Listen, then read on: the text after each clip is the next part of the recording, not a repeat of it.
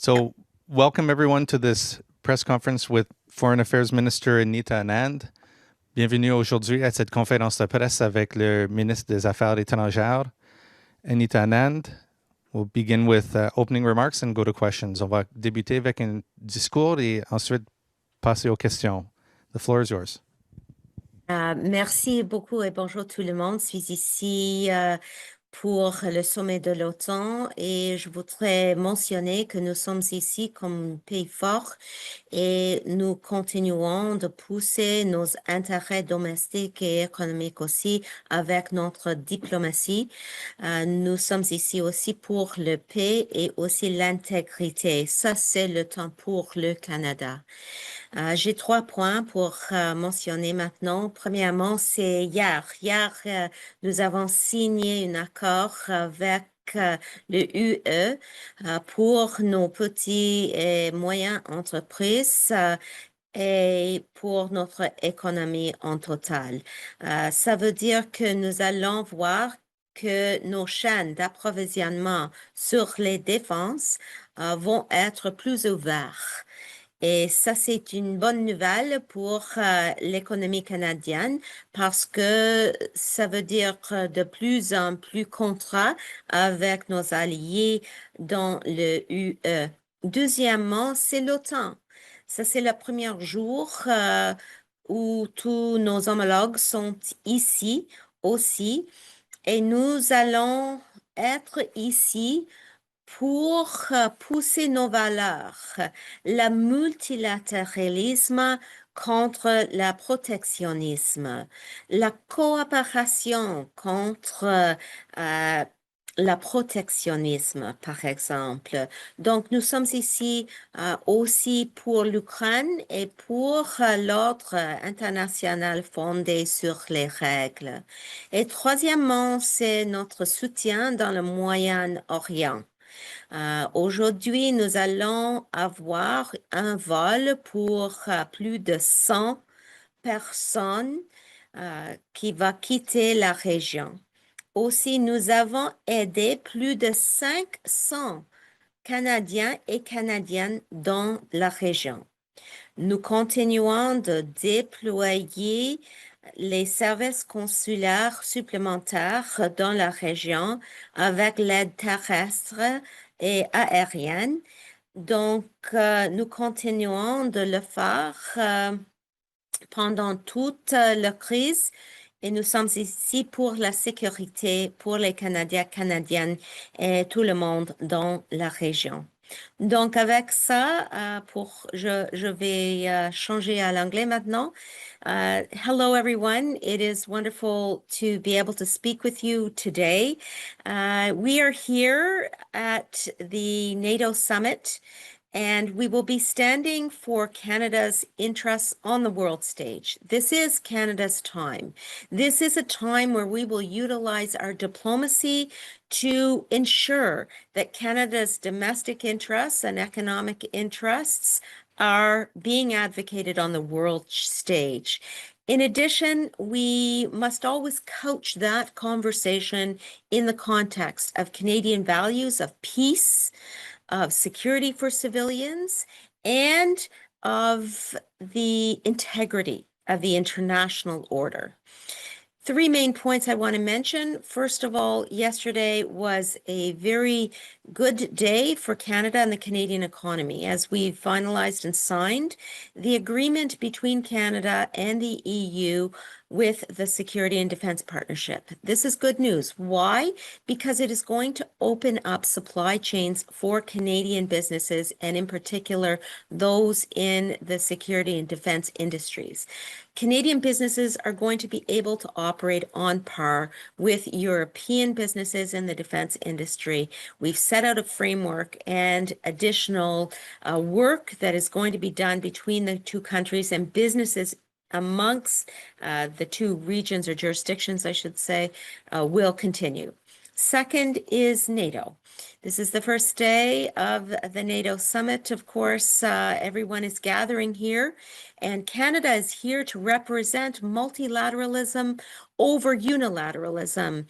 We represent cooperation over protectionism. We stand for the rules-based international order that has kept us all safe since the end of the Second World War, and we will be here to voice our support for Ukraine in the short and long term. Then finally, our support in the Middle East. We will see a flight, chartered flight, leaving the region with over 100 people on board this evening. We are also assisting our allies in the region if their citizens need assistance. And I will say that we've helped over 500 Canadians in the region as a whole. So this work continues. We've deployed additional consular services throughout the region, throughout the border areas, and we will continue to be there to support Canadians and to advocate and ensure to the best of our abilities the safety and security of that region as a whole. We do urge all Canadians to register with Global Affairs Canada.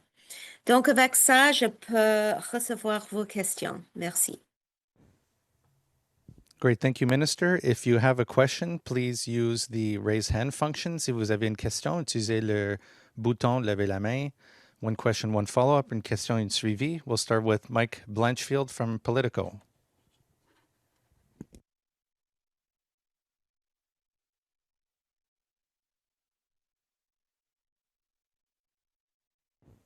Mike, can you hear us?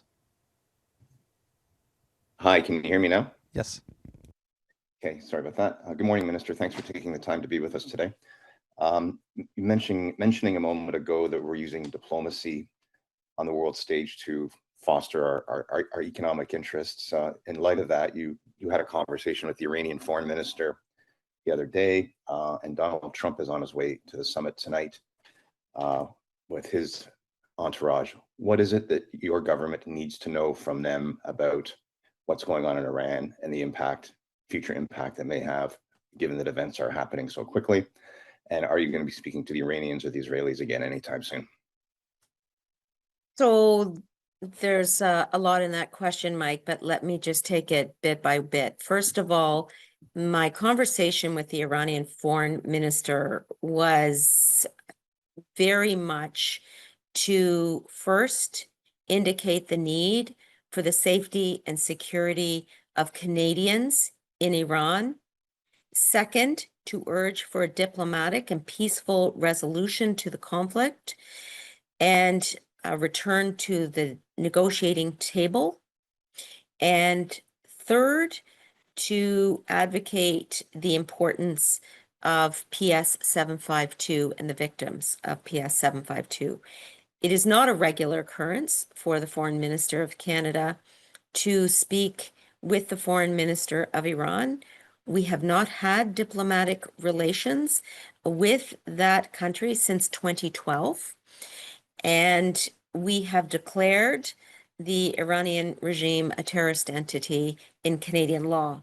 So it was unprecedented, but the reason for the call was very specific, and I've outlined those three reasons for you here. Secondly, in terms of our interests on the global stage, it is not limited to advocating for Canadian economic interests. It is to utilize our diplomacy to stand for Canadian values, one of which is global peace, one of which is the protection of civilians, and one of which is the augmentation of our domestic interests, our domestic economies, by fostering diplomatic relationships and building on our relationships with our allies and partners globally. You know, Canada, it is often said, and truthfully, is the only G7 country that has a free trade agreement with every other G7 country. Well, what does that mean? It means that we have to utilize those agreements and beyond so that we are never again 80% dependent on one economy, that being the United States. And so we have a lot of work in front of us diplomatically, but that sets out the frame within which we are operating. And in which our diplomatic relationships will continue. Thank you. Mike, do you have a follow-up question? Yeah, maybe if you can, the second part of my question, I know it was a bit long, on what do you need to know tonight from the Americans, given that they're in the middle of everything that's going on in the world that affects Canada? So I and my team are in close touch with Secretary Rubio and his team. And I know at the prime ministerial level, Prime Minister Carney and President Trump are in regular communication, including within the last 36 hours.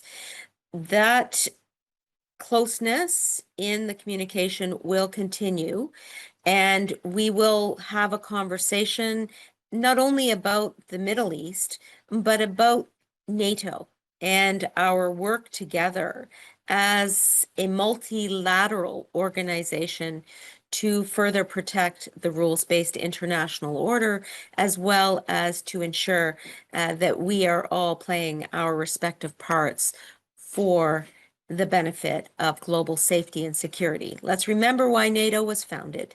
It was founded in order to enhance the protection of the North Atlantic, but that objective has increased to reach farther geographical areas, given that global conflicts do now exist beyond the European borders. We think about the Arctic, we think about the North American continent, and we think about the Canadian population when we are here at NATO to represent Canada and also to ensure that we're doing what is necessary for the defense and security of our own country. Thank you. Thank you. We'll now go to David Baxter with the Canadian Press.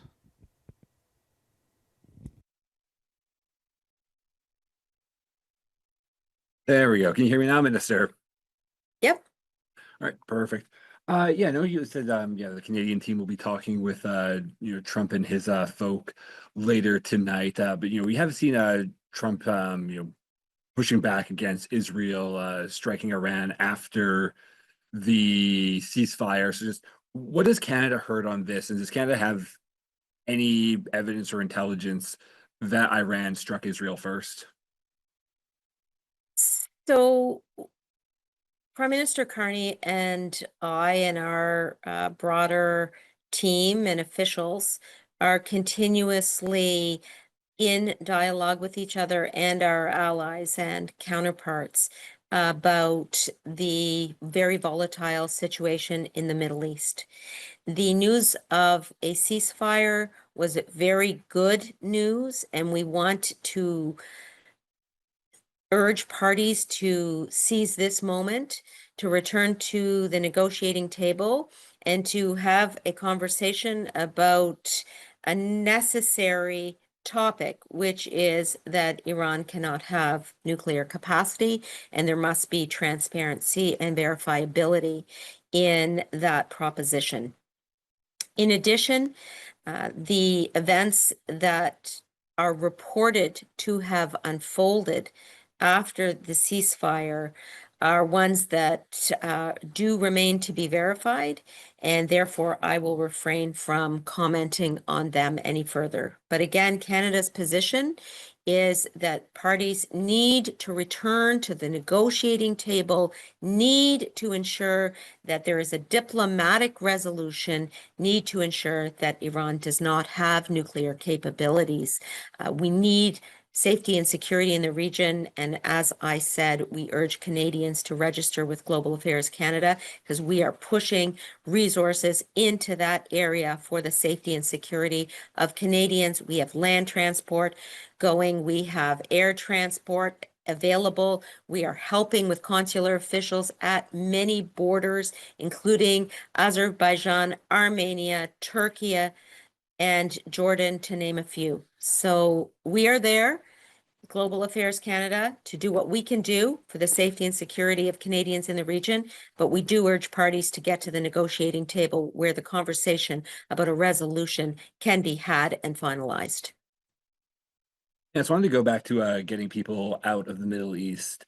You mentioned earlier that there was the first charter flight with over 100 people was leaving the area either today or it's already left. But you did mention that Canadian resources are available to help get allied nations people out of the region as well.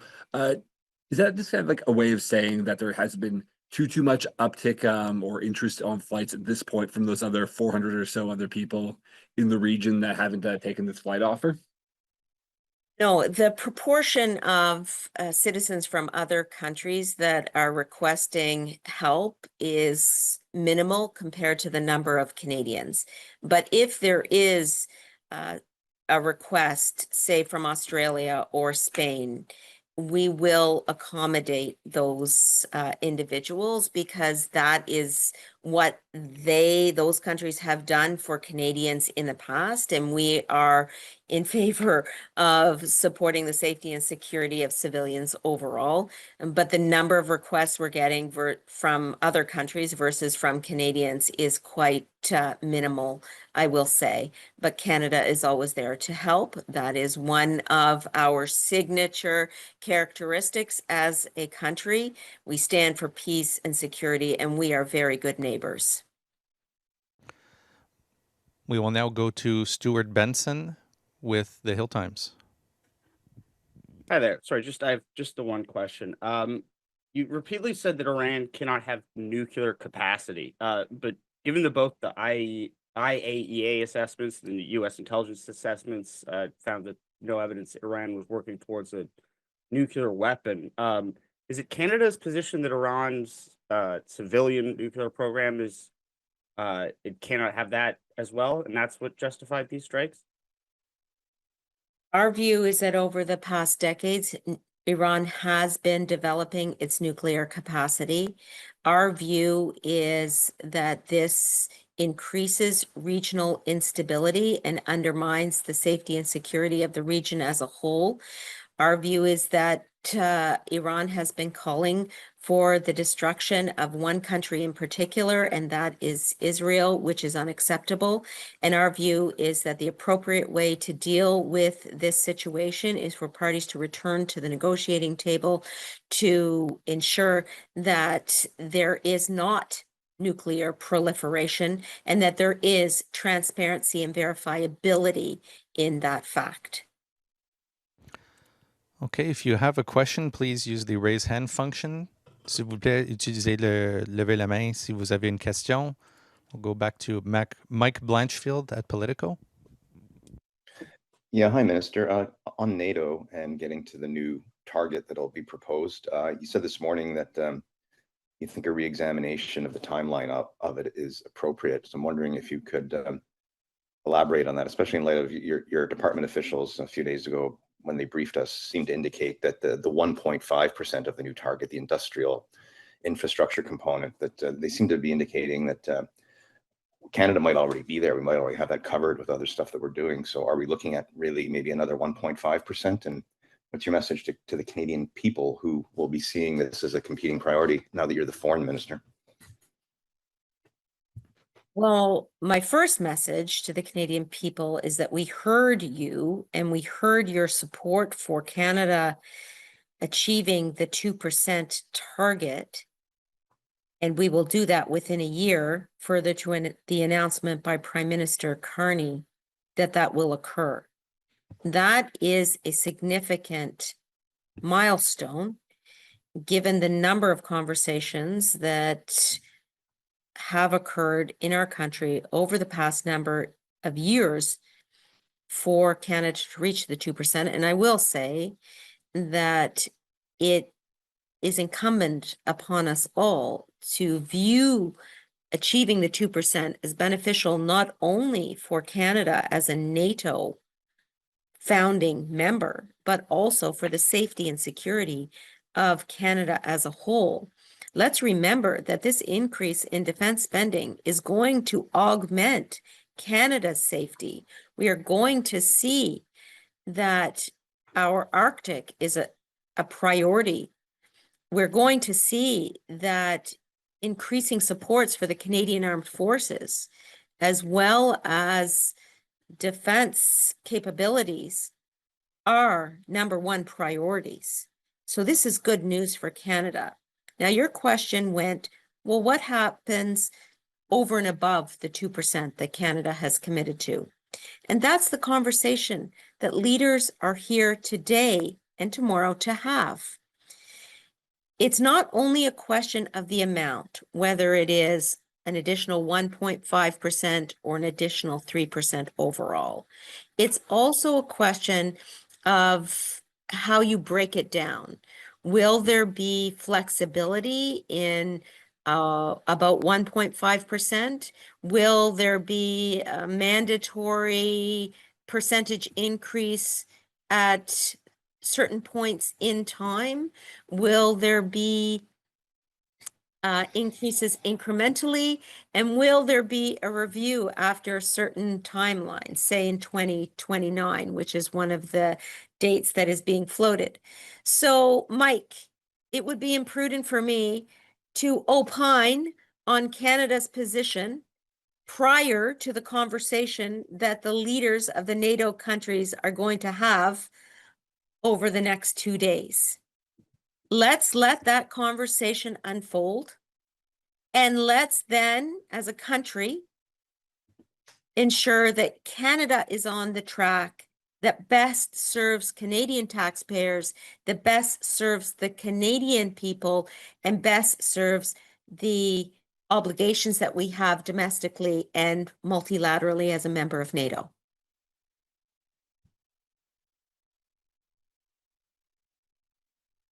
Am I getting a follow or am I on mute? Yeah, you can go ahead, Mike. Yeah, okay. Well, thanks for that, Minister. Prime Minister says we're in a crisis repeatedly. I think everyone acknowledges that. You've been a cabinet minister through the COVID crisis and had a key role there on vaccines and I guess many other things perhaps. What lesson are you drawing from that as you try to be Canada's top diplomat in this crisis right now? After the Prime Minister, who is Canada's top diplomat, I represent Canada on the world stage. And the lessons that I draw from previous crises is that you have to be dogged and determined about analyzing the problem in front of you. I ask many, many questions when I'm being briefed, and I make sure that I have as much information possible in front of me in order to make sound decisions. I also pick up the phone and call people directly when I need information or when Canada needs to be well represented, or simply to get the views of our counterparts and allies and beyond. The examples are numerous, but if you take a look at our call log, and we do publish many of the calls that I have, you will see that I am extremely active globally in terms of being in touch with our allies, partners, and counterparts generally. And the reason for that is that diplomacy is not one and done. Diplomacy is a series of iterative conversations in order to advance Canada's needs and values on the global stage. Our needs economically, our needs diplomatically, and our interests in terms of global peace and security and the protection of civilians. That's generally my approach. And as I said, it's dogged and determined. Okay, we only have one last question. Do you have time for one more? Unfortunately, I think we have to wrap this one up. Let's do one more. Okay, we'll do one more. I don't know who it is, but let's do one more. Okay, so David Baxter, Canadian Press, final question. Oh, thanks for taking the question, Minister. And yeah, just looking outside the immediacy of NATO and the situation in the Middle East, India, another area where Canada is having renewed diplomatic ties here, looking at appointing a new high commissioner. When can we expect to see someone named, especially we've seen like recently Premier Scott Moe and Danielle Smith voting Brad Wall as a potential high commissioner. So when will Canada be selecting that new high commissioner for India? Okay, so thanks for that question. Let's just take a step back, as I always do, to make sure that we recognize that this is a relationship that really needs to be grounded in Canada's priorities, which include at the top the rule of law. And when I say the rule of law, I don't just mean the respect for laws. When I say the rule of law, I mean adherence to the institutions that promote and support our democracy. Those institutions include the RCMP and courts in this country, both of which are independent of the Government of Canada.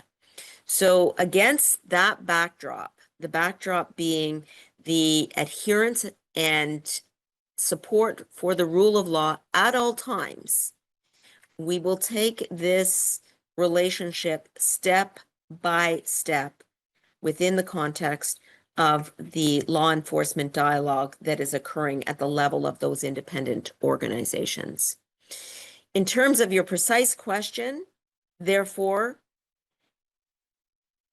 the appointment of high commissioners or additional steps that will be taken to re-engage this relationship will be forthcoming, but this is a step-by-step approach.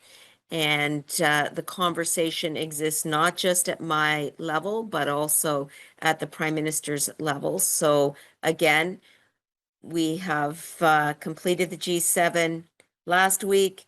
We are in the middle of the NATO Summit, coming on the heels of the EU-Canada Summit yesterday. We are taking this step by step, and right now our focus is on the NATO Summit, standing for multilateralism, working with our allies and partners, certainly as a founding member of NATO, to ensure that we're representing Canada to the very best of our ability, the very best people in the world. We're representing you to the very best of our ability on the world stage. That's the priority today and tomorrow. And then we'll go back to the drawing board and see where we're at on the other points that you mentioned. Thank you, Minister. That concludes the press conference today.